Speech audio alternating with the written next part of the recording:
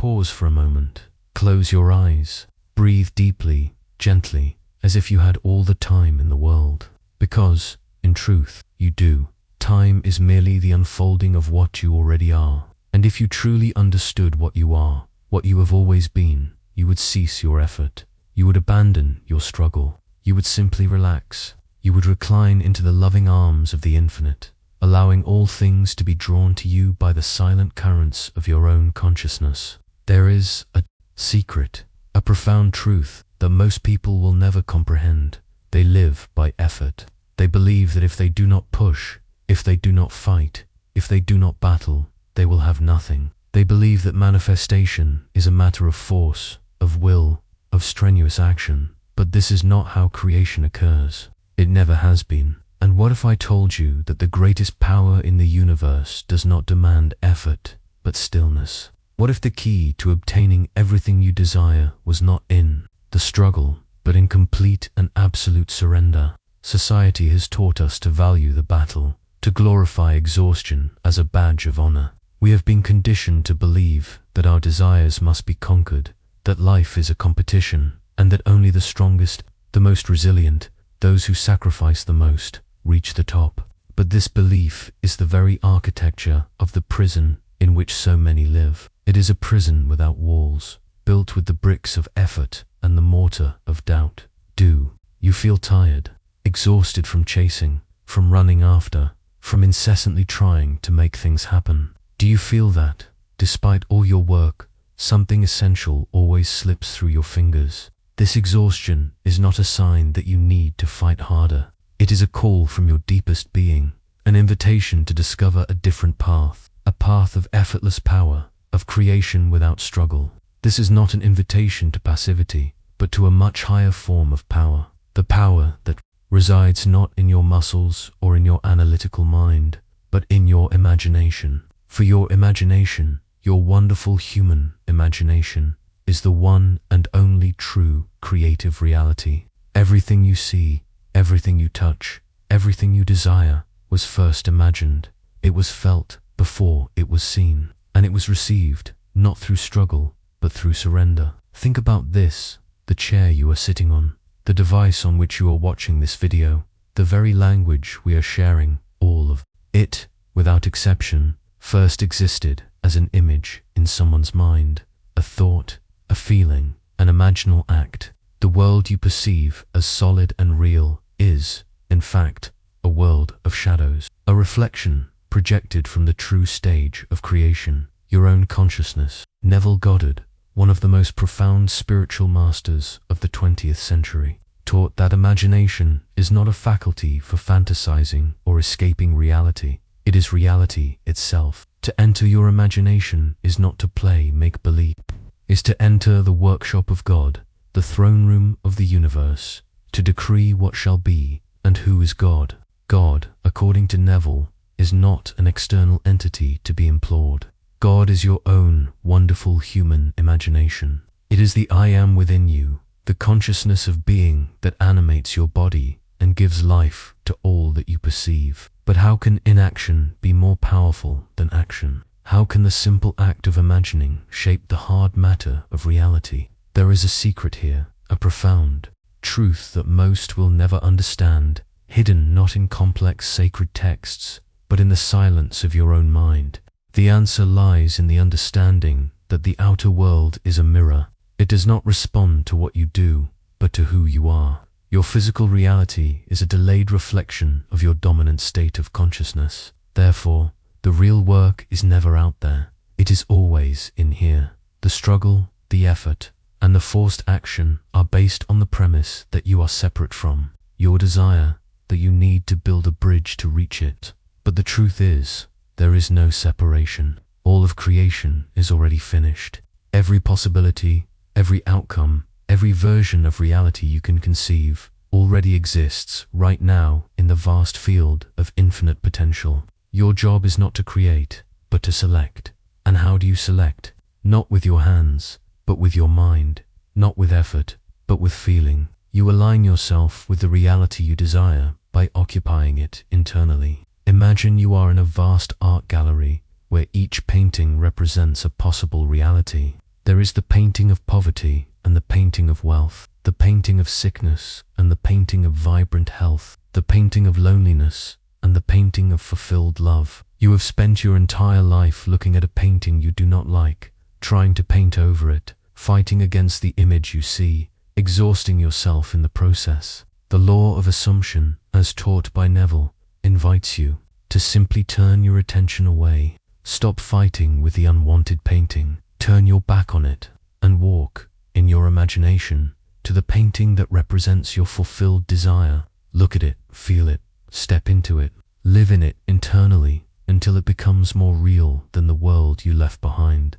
This inner shift of focus, this persistence in your new imaginal dwelling place, is the only work you need to do. When you change who you are being on the inside, the mirror of the outer world has no choice but to reflect that change. It is the law.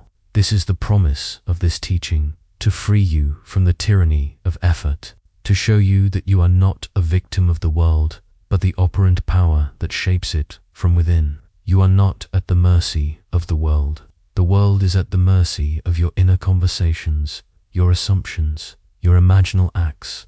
But for this law to work, it requires a fundamental condition, one that our busy and anxious society has completely forgotten: relaxation, surrender, the calm confidence of one who knows that what has been done in imagination is a finished fact that will inevitably appear on the screen of space. This is the foundation upon which all else will be built. We are about to dive deep into the forgotten power of stillness. But before we proceed, I ask you a question. When was the last time you allowed yourself to daydream, not as an escape, but as a deliberate act of creation? Share in the comments what you would dare to imagine if you knew, without a shadow of a doubt, that your imagination is the only reality. Now that we have established that your imagination is God's workshop, the only creative power, a crucial question arises. Why do so many imaginal acts fail to manifest? Why do our dreams seem distant,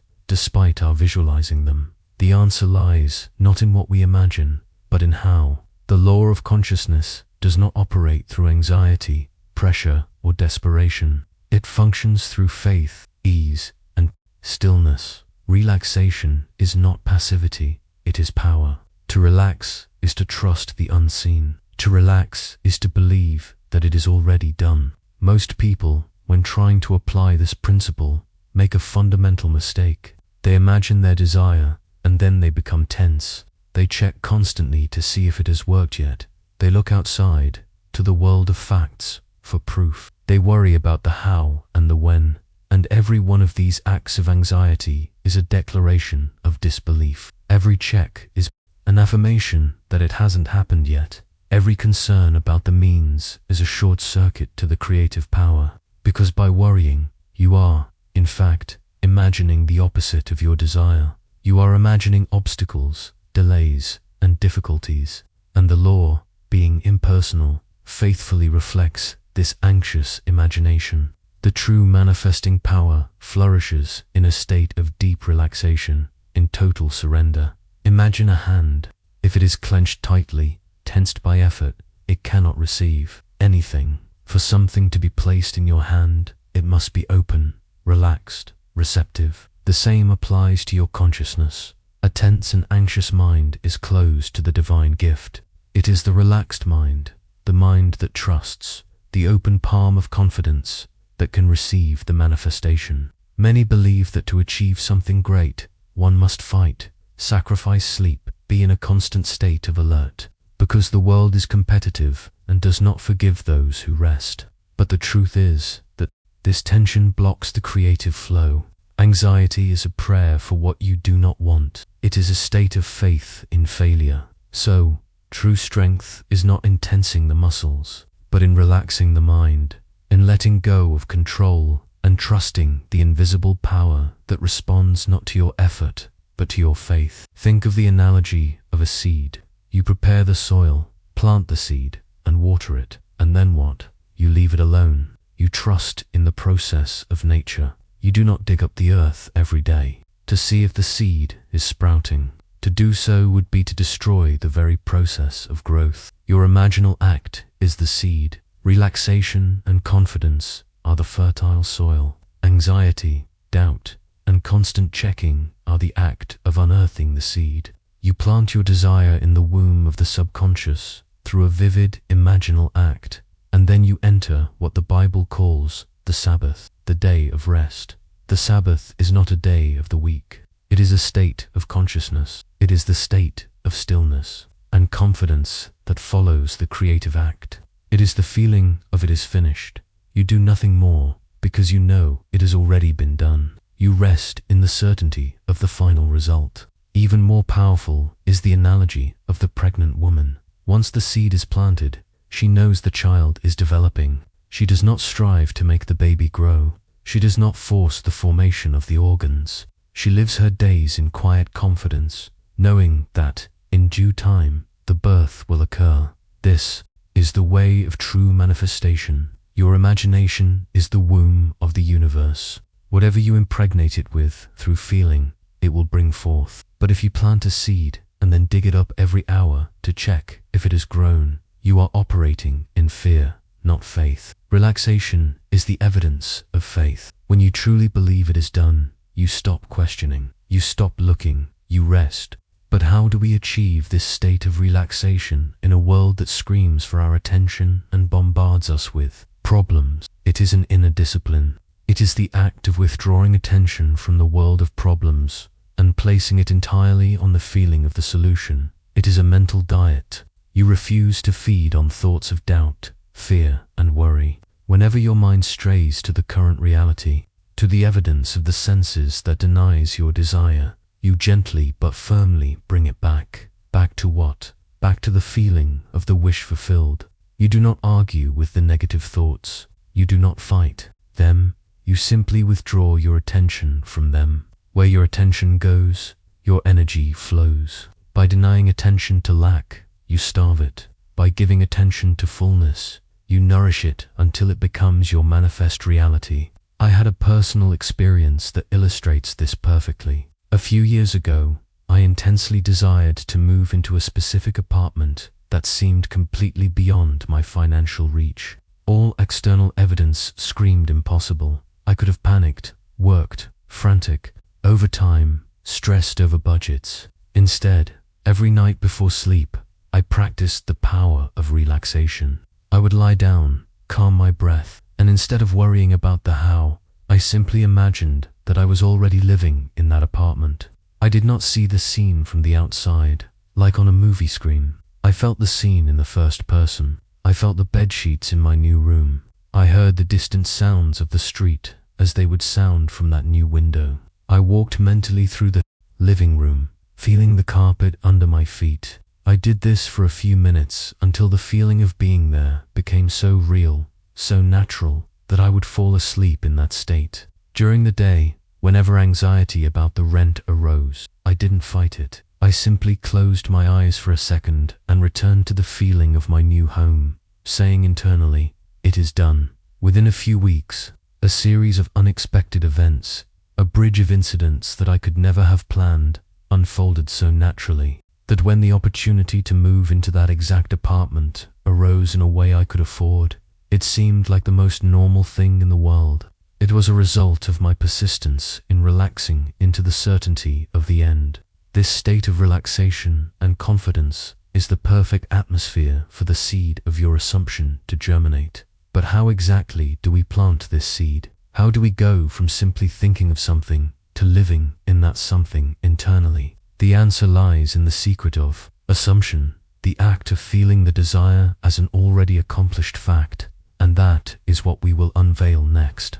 We have seen that anxiety is the static that prevents the clear transmission of your desire, and that relaxation is the clarity of the signal. Now, let us tune into the exact station of your desired reality. This is not an act of supplication, of hope, or of wishing. It is an act of claiming. It is the heart of Neville Goddard's teachings, the law of assumption. The law postulates that you do not attract what you want, you manifest what you are. The world around you is your consciousness objectified, projected outward. Therefore, To change your world, you must first change your conception of yourself. And the tool for this change is feeling. Feeling is the secret.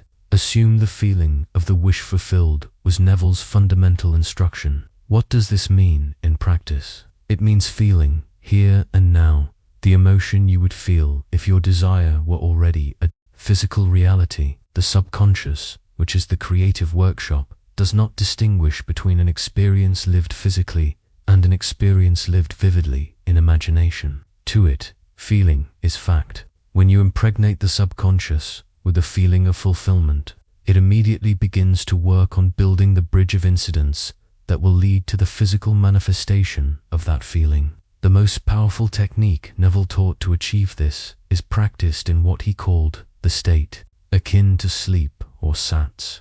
This is the twilight, drowsy, relaxed state you enter just before falling asleep or just upon waking. In this state, the conscious, critical mind is subdued, and the doors to the subconscious are wide open to receive instructions. Sats is the perfect time to plant the seed of your new reality. First, define your goal. Know exactly what you want. Do not be vague. If you want a car, what car? If you want a house, where? Be clear and concise in your mind. Second, construct a short scene that implies the fulfillment of your desire. This is a crucial point. You do not imagine the act of obtaining the desire, but rather a moment that would happen immediately after it has been realized. Why? Because imagining the getting still contains the energy of seeking. Imagining the after implies that the search is over and the desire is a finished fact. For example, if you desire a promotion, do not imagine yourself receiving the news. Instead, imagine a friend congratulating you. Feel his handshake. Hear the words congratulations on your promotion. Feel the wave of joy and pride in your chest. If you desire to be healed, do not imagine yourself in the process of healing. Imagine yourself doing something you couldn't do before because of the illness, like running on the beach or playing a sport. The scene should be short, so it can be easily repeated, like a loop. Third, enter sats. Lie down comfortably, preferably on your back, and induce a state of deep relaxation. Breathe slowly. Feel your body becoming heavy, your mind calming. Let the thoughts of the day dissipate. You do not want to fall completely asleep, but to reach that floating point where you are relaxed, yet still in control of your attention. Fourth, repeat the imaginal scene. Once in this drowsy state, bring to your mind the scene you have constructed, but do not watch it as if you were watching a movie. You must be in it. You are the main actor in the first person. If the scene is your friend congratulating you, feel the texture of his hand in yours. Hear his words with your own imaginary ears. Feel the emotion in your own heart.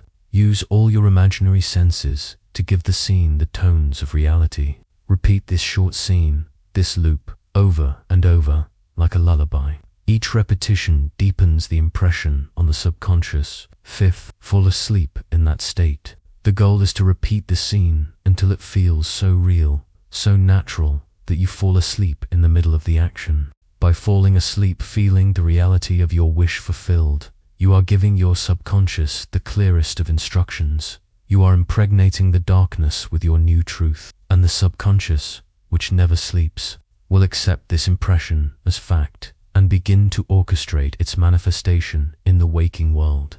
It is crucial to understand that this is not a purely mental exercise. It is an exercise of feeling. Feeling is the fuel that takes the imaginal act from the realm of fantasy to the realm of fact. It is not enough to just visualize. You must feel. You must saturate yourself with the feeling of gratitude, of relief, of joy, of at last, it is done. This feeling is the vibrational signature of your new reality. When you can generate this feeling internally, regardless of external circumstances, you have become, in consciousness, the person who already has what they desire. You have changed your identity. You are no longer someone who wants to be rich. In your own consciousness, you are someone who is rich. And since the outer world is but a mirror, it must, by law, reflect this new identity. Persistence in this assumed state, Loyalty to this unseen reality is what guarantees your success. You live and act from the end, knowing that the manifestation is inevitable. If this deep dive into the art of assumption is resonating with you, if it is opening a new door in your mind, then demonstrate your resonance. Leave your like on this video as a sign that you are ready to stop fighting and start assuming. The understanding that your inner state of consciousness is the cause of everything you experience is the master key that opens all doors. The universe operates as a perfect mirror, a flawless reflector of what you are in your imagination. It does not respond to effort, but to identity. Your external reality is not something that happens to you. It is something that flows from you. Think of a movie projector. Your consciousness, your imagination, is the projector. Your states of being, your assumptions, and your inner conversations are the slides or the film being projected. The world around you, with all its people, circumstances, and events, is the screen. Many spend their entire lives trying to change the image on the screen. They run up to the screen, paint over it, fight with the shadows, try to move the images with their own hands. It is an exhausting and futile effort. Why? Because they are fighting an effect. The only way to change the image on the screen is to change the slide in the projector. The only work you need to do is the inner work of changing your state of consciousness. When you change who you are being on the inside, the image on the world screen must change to conform. It is the law. Your inner conversations are the silent, yet incessant, dialogue you hold with yourself throughout the day. These conversations are the most potent form of prayer. You may not realize it, but you are constantly affirming who you are and how life works. If you catch yourself mentally repeating, "I can never get what I want," "things are always difficult for me," or "there isn't enough money," you are, in fact, praying for those experiences. You are selecting the slide of difficulty and lack and inserting it into the projector of your mind. The universe, being an obedient servant, simply says yes to your inner affirmation and projects that reality onto your screen. It does not judge. It does not question. It simply reflects. Therefore, the most important discipline you can cultivate is to monitor your inner conversations. Become a guardian at the gate of your mind. When you catch yourself in an inner dialogue that contradicts your wish fulfilled, do not scold yourself or panic. Just stop and change the conversation. Replace the thought of lack with the feeling of gratitude for abundance. Replace the complaint with the affirmation of perfection. Begin to speak internally as if you were already the person you wish to be. How would the rich, healthy, and loved person talk to themselves? They would not be worrying about bills. They would be planning how to enjoy their abundance. They would not be lamenting loneliness. They would be feeling gratitude for their wonderful relationship. To live in the end means your inner conversations reflect the desire already fulfilled. This change in inner dialogue may seem strange at first, almost like a lie. Your physical world may seem solid and unchangeable. You might look at your bank account and think, "How can I feel rich when the numbers say otherwise?" But this solid reality is nothing more than a set of past assumptions that have hardened into fact. They are the shadows of an old slide you have left in the projector for too long. So, the only way to dissolve these facts is to stop giving them your attention and start feeding a new assumption, a new inner conversation, until it becomes dominant. At first, it may seem like nothing is changing on the outside. This is because there is a time interval, a kind of divine delay, between the change in the slide and the change on the screen. The world needs time to rearrange itself to conform to your new inner directive. It is in this interval that your faith is tested. It is here that you must persist, ignoring the old shadows and remaining loyal to the new image you are projecting from within. By doing so, you will find that the mirror does not lie. Coincidences will start to happen. People will say the right things. Opportunities will arise out of nowhere. This is the bridge of incidents, the series of natural events that the universe organizes to take you from your old state to the new one. And all that was required of you was to change the film that was playing inside your own mind. Herein lies the greatest challenge and the greatest discipline of this path. Faith, true faith, in the context of Neville's teachings, is not a vague hope or blind optimism. Faith is the evidence of the unseen. It is your ability to remain calm, confident, and loyal to the reality of your fulfilled desire, even when all your five senses scream the contrary. It is the art of walking by faith, not by sight. Your physical senses only report the past.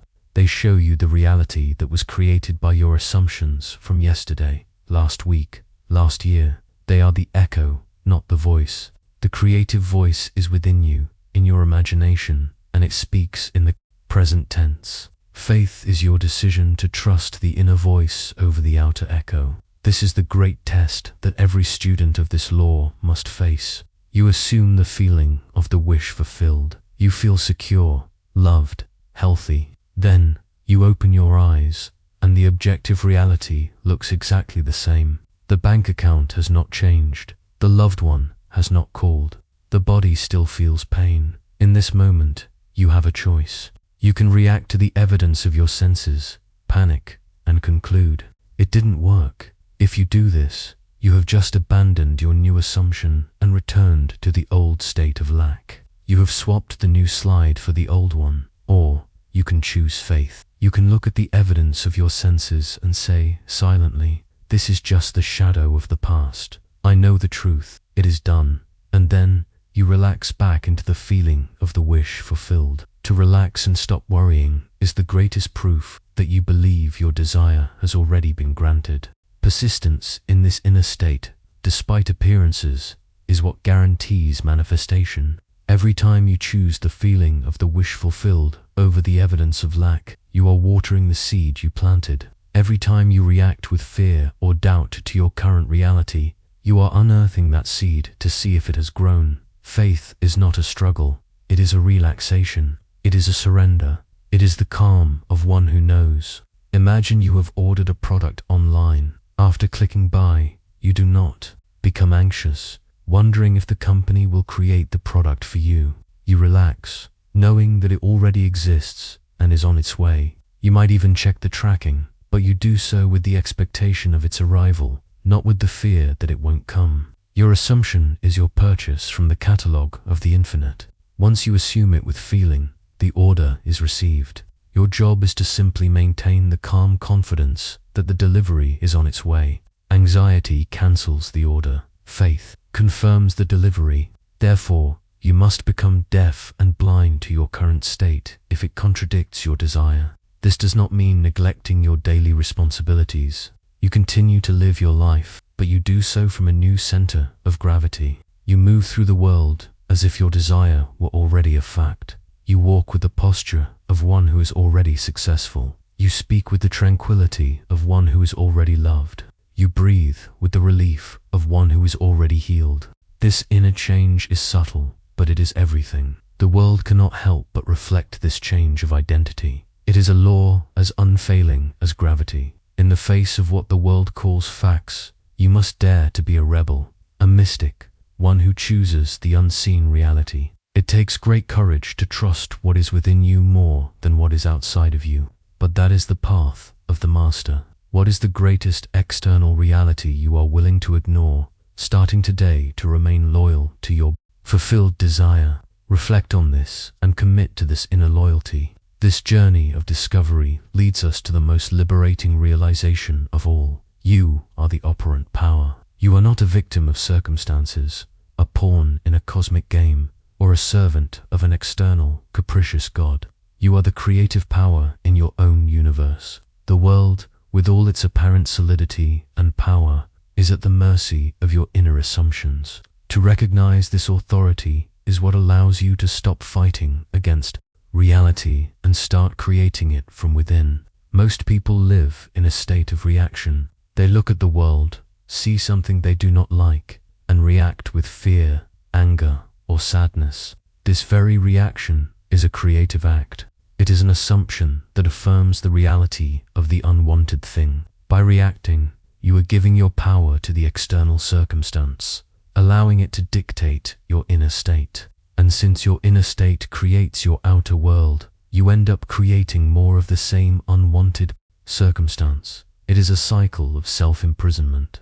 But when you awaken to the fact that you are the operant power, you break this cycle. You stop reacting and start acting from within. You withdraw your attention from the world of effects and place it where it belongs, in the world of causes, which is your own consciousness. The affirmation "I am" is the most powerful statement you can make. Whatever you attach to "I am," you become. I am poor, I am sick, I am unlucky are decrees that your reality must obey. But the same is true for I am rich, I am healthy, I am blessed. The law does not discriminate. It just fulfills. Most of us were taught to base our "I am" on external evidence. We look at our bank account and say, "I am poor." The mystic reverses this process. He dares to declare "I am rich" first, internally, and holds to that assumption until the bank account has no choice but to reflect that truth. He does not wait for the world to give him permission to feel a certain way. He chooses his state of being and allows the world to conform to it. This is your divine birthright. Remember, Neville taught that God is your own wonderful human imagination. This means that the power that created the galaxies and that breathes life into the universe is not something separate from you. It is in you, as you. Your consciousness of being is God.